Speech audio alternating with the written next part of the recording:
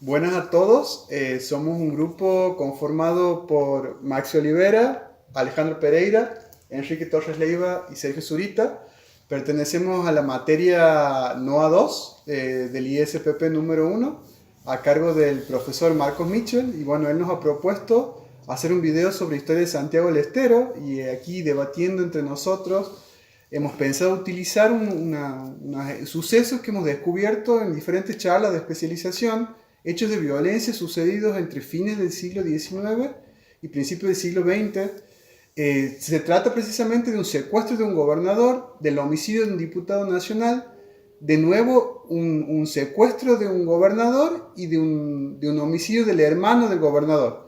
Así que nos ha parecido importante partir de esos acontecimientos que siempre son interesantes desde la historia. Los acontecimientos llaman la atención, los hechos de sangre, para poder analizar procesos y estructuras y de ese modo tratar de entender este periodo tan convulsionado, como que la política de la República Argentina pasa de la época de los caudillos, aquí sobre todo a nivel provincial, a estructurarse a nivel nacional ya como una república. Maxi nos empezaba contando del asesinato de un diputado nacional. Sí, bueno, en principio, en principio hay que hablar del libro en el que nos hemos basado, que es del autor Juan Rafael, y titulado Federalismo e Intervenciones Nacionales. Aquí él cuenta detalladamente estos sucesos que son, sucesos que han marcado la historia de Santiago y que son un poco conocidos también. Primeramente, hablando del asesinato de Pedro García, hay que poner en contexto, tanto provincial como nacional, y un tiempo violento político y socialmente, en el que se dan una fragmentación política y también de partidos políticos. Santiago del Estero no ha sido la excepción, y en este sentido este diputado Pedro García va a participar en un movimiento revolucionario, 3 años antes de su asesinato. Principalmente como actor político, él era senador nacional en su momento, y participa del secuestro del gobernador de turno, Gelasio Lagar, en 1895. Este suceso que ha trascendido nacionalmente, va a marcar esos tiempos violentos de Santiago.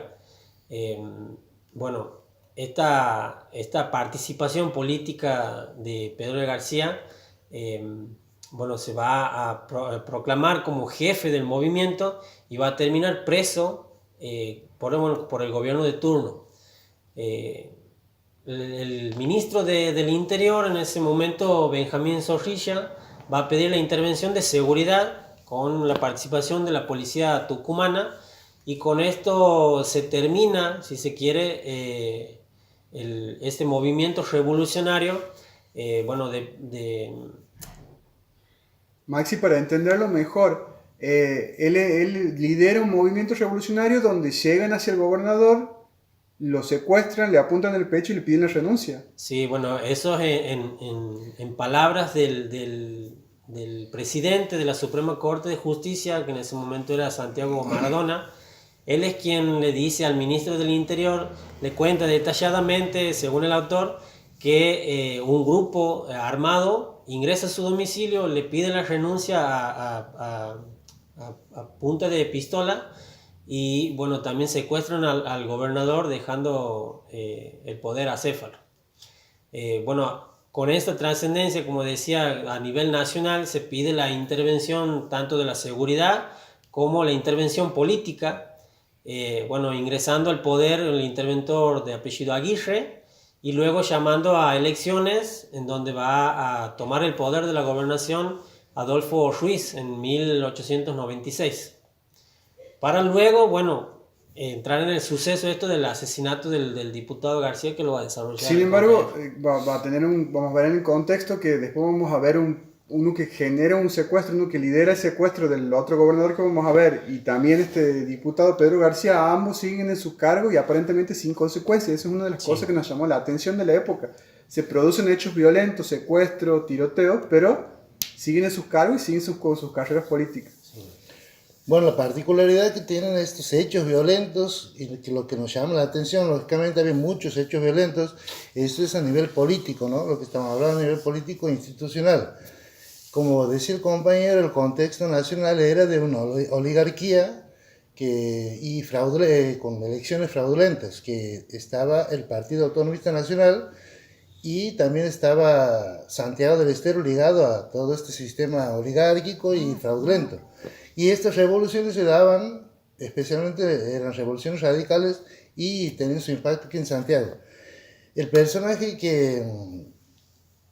el cual es asesinado, que hablaba el compañero Pedro García, ya tenía antecedentes, había muchas rivalidades, y consterna bastante a la provincia por la manera en cómo ha sucedido.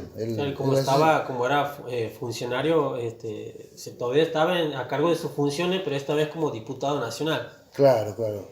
Él es asesinado por una comisión policial que se cruza la actual Plaza Libertad, y su domicilio era a la par de la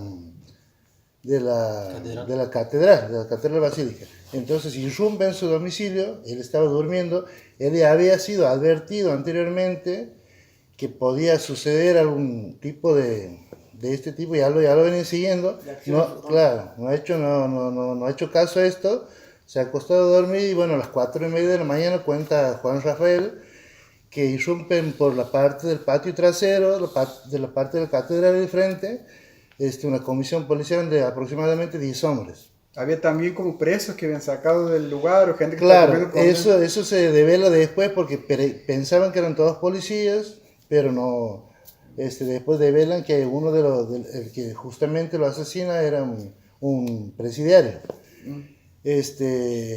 Todo sucede en el ámbito familiar, están el llanto de la mujer que estaba con el hijo, le pegan un tiro en la espalda, sale por la parte de adelante y los policías lo envuelven en una colcha a Pedro García y lo llevan hacia afuera. Por supuesto, el llanto de toda la familia, el personal de servicio, y lo arrastran hasta el Cabildo, que es la actual municipalidad.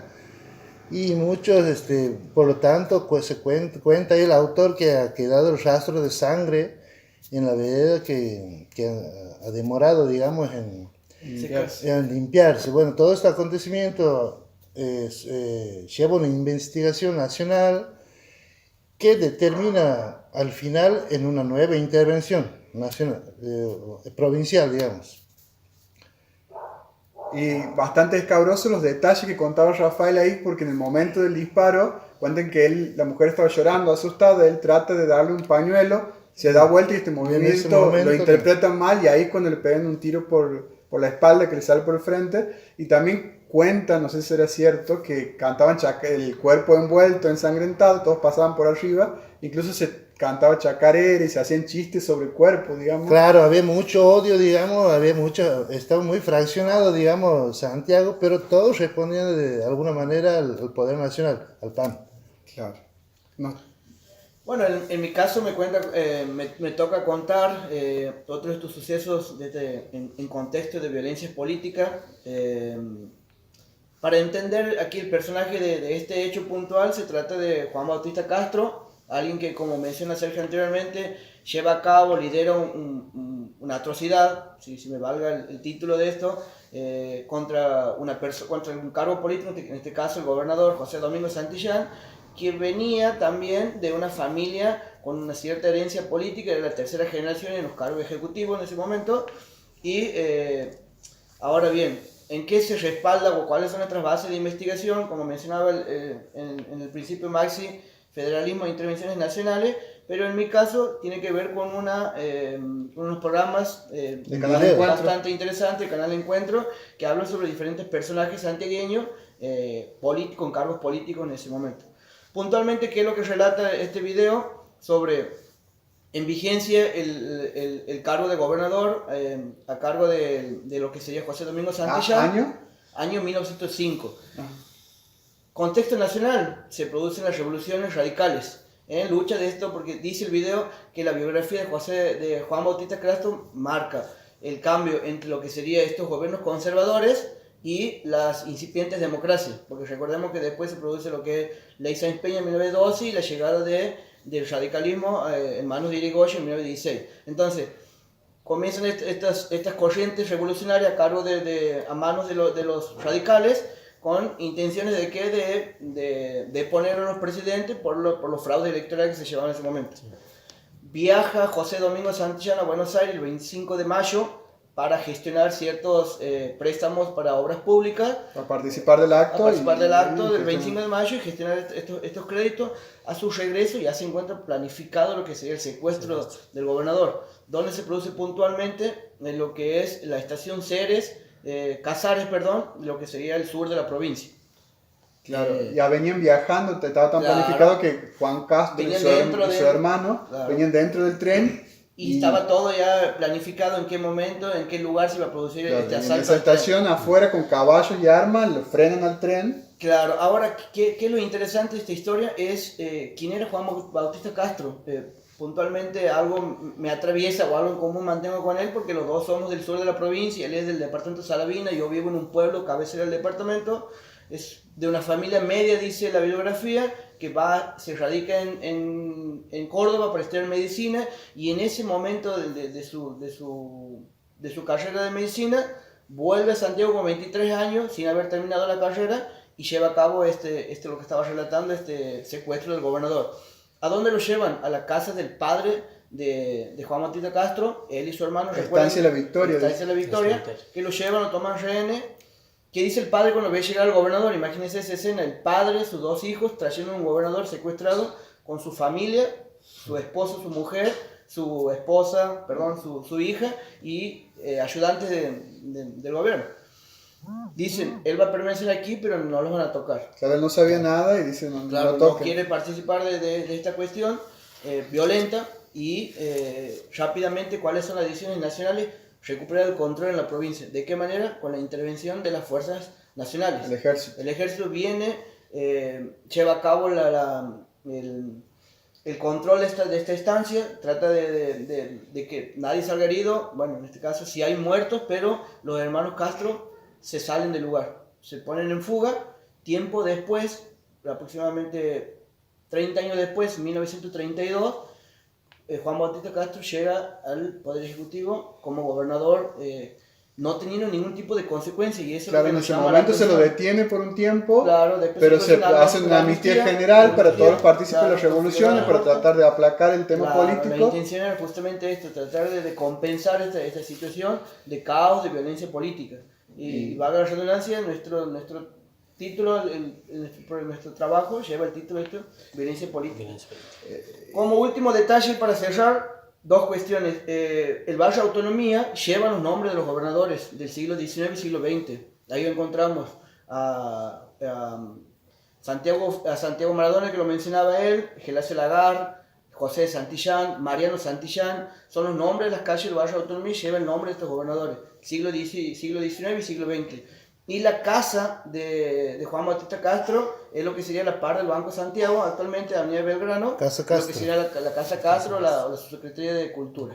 Eso como para... Bueno, retrocediendo un poco, haciendo unos pasos hacia atrás, está el tema de que después de esta revolución de 1905 en la que participa Juan Bautista Castro, después queda libre, después se recibe de médico y empieza a andar por los parajes ayudando a la gente a curarse. En 1908 este mismo gobernador, José Santillán, que había sido secuestrado, había propuesto para reemplazarlo a Juan Pinto, un político que él había elegido junto con el presidente Figueroa Alcorta.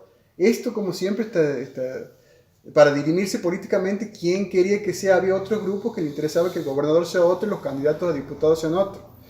Entonces se produce una nueva revolución. Esta vez entran en la casa de gobierno de a poco y una de las personas que había entrado, que apellidado Lobo, tira un petardo y se produce un tiroteo.